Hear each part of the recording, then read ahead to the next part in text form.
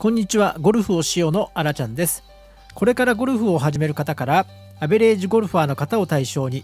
ゴルフをできるだけ分かりやすくいろいろな角度から見直してみたいと思います。今日のテーマはゴルフの要素15項目ボル2と題してルールマナーのお話です。マナー、ゴルフは紳士淑女のスポーツと言われていますが、あまり堅苦しく考えず昔ながらのかっこよさを体験するぐらいのイメージで入られるといいと思います。名門のコースに行くとトラディショナルなおしゃれな方をお見かけしますが、そういう方をこれからは真似するぐらいの感覚でおしゃれに決めていただきたいですね。マナー、ドレスコード、クラブハウス内のジャケット着用、襟付き袖付きのシャツ、絹や麻のロングパンツに女性ならスカートも可能です。靴下とフォーマルな靴が基本です。クラブハウス内では帽子やバイザーはかぶらないようにしましょう。プレー中は襟付き袖のあるシャツ、帽子やバイザーをかぶり、パンツにはベルトを着用します。ゴルフシューズのスパイクはメタルタイプはほぼ今禁止されていますので、樹脂製のものを用意しましょう。夏場のハーフパンツでのプレーは最近多く見られますが、ゴルフ場によってはロングソックス着用の義務があるコースがあるので、ゴルフ場のホームページなどで確認されてもいいかと思います。ゴルフ場到着時間、最低でも30分前、できれば1時間前に到着というのが一般的です。到着して受付を済ましてから割と時間が過ぎてしまうので、ゴルフ場でパターの練習をするつもりぐらいで1時間30分前の到着でも普通の範囲だと思います。ティーイングラウンド、打つ順番は1ホール目のスタート以外は全ホールのスコアの少ない順になり、同じスコアの場合はその前のホールの順に準じてプレーをします。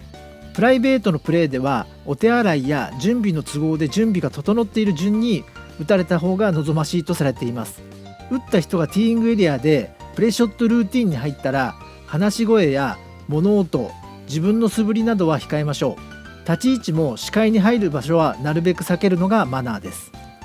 2打目地点、シャンクなどをしたミスショットが飛んでこないエリアに立ちましょう。プレイヤーの視界に入らない場所でスイングが気になる近くには立たないようにしましょう。プレショットルーティンに入ったらクラブの片付けや手袋のベルクロの音は気をつけるのがマナーです。グリーン上のマナー、ボールマークは直しましょう。すぐに直すと芝は生きていますので、芝が生えて修復するのに時間がかからないのと、やはり次のプレイヤーもいい状態でプレーをしてもらいたいですよね。グリーンオンしたらマークをしましょう。他のプレイヤーのマークを確認してラインを踏まないようにしましょう。やはり視界に入らない場所で影も気をつけましょう。グリーン上は走らないのがマナーです。ピンを抜いたらピンはグリーンの外に置きましょう。自分のスコアに一生懸命になると忘れがちなポイントはいくつもあるので、お互いに気をつけたいですね。前組後組との間隔、スタートは前後7分間隔でスタートしています。自分の組がティーイングラウンドについて前の組がグリーン上でプレーしていない場合は1ホール以上完全に空いてしまっていますので、プレーの進行を早めたいですね。バンカー、最近はセルフプレーが多いですね。バンカーは自分で次のプレイヤーのことを考えてちゃんと冷気で直しましょう。冷気の置き方などもコースごとに違う場合があり、ゴルフ場のコースガイドなどに案内が告知されていることもありますので、確認するといいと思います。バンカーのショットをするとき、バンカーは低いところから入って低いところから出るのもマナーです。目打ち、ティーイングラウンドや2打目3打目地点でターフを取ったら目打ちを心がけましょう。事故防止、前組に届きそうな時は打たずに待ちましょう。同伴者のプレイヤーが飛距離で前組に届くと思った時は同伴者のプレーに待ったの声をかけましょう。プレーに夢中になって判断が鈍っていることもありますので、これは同伴者のみんなで気をつけたいですね。カートは常に自分たちの最後尾につけて後組への目印にしましょう。特に同組や前組に女性の同伴者がいるときには気をつけましょう。打球事故は大きな事故につながります。隣のホールに打ち込んだ時にはファーの声を必ずかけましょう。真夏の熱中症対策は万全にしたいですよね。塩分、こまめな水分補給、スポーツドリンクなどの補給、プレー中に過度に汗をかいた時などはアミノ酸系のスポーツドリンクなどを飲んでおくと、帰りの車中などで足がつったりすることが少なくなります。ルールブック、プレー中にはなかなか忙しいのでルールブックを確認できませんが、アマチュアのトッププレイヤーの多くの方は常にルールブックをキャディバッグに入れています。目打ちやボールマーク直し、ルールブックの携帯などはトップアマのいいところは真似したいですね。ルール、ゴルフは自己申告のゲーム。ゴルフは審判が自分という唯一無二の特徴を持ちます。自己申告のペナルティによって勝利を逃がしたトッププレイヤーも何人もいますが、その精神はテレビを見ていても尊敬に値する、ある意味心を揺さぶられる、感動する場面でもあります。ゴルフのルールは複雑で難解ですが、多くのトップアマチュアの方はゴルフバッグにその年のルールブックを入れてプレーをされています。その精神はいくつになっても真似をしたい行動の一つです。ルールはペナルティだけではなく自分を助けてくれる場面もあります。ルール OB アウトオブバウンズ1打罰。ティーショットの1打目で OB にした場合、球の行方が OB か確認できない場合は暫定球を打ちますと、暫定球の宣言をして3打目として再度ティーショットをします。暫定球の宣言をしないと1打目の球が OB でなかったとしても3打目として打ち直したボールがインプレーとして見なされますのでご注意ください。セカンドショット以降の OB は1打目を打った場所の近くでグリーン上のホールに近づかないところにドロップして、例えば2打目のショットが OB の場合4打目として再度打ちます。ペナルティエリア旧ウォーターハザード内1打罰です。2019年のルール改定でウォーターハザードと言われたコース内にある池や小川など水のある場所、その周辺のエリアを意味する言葉として使われていますが、必ずしもペナルティエリアイコールウォーターハザードと言えない場合があり、ブッシュや岩場などで水のない場所もあります。今回は赤杭の旧ウォーターハザードの説明にとどめます。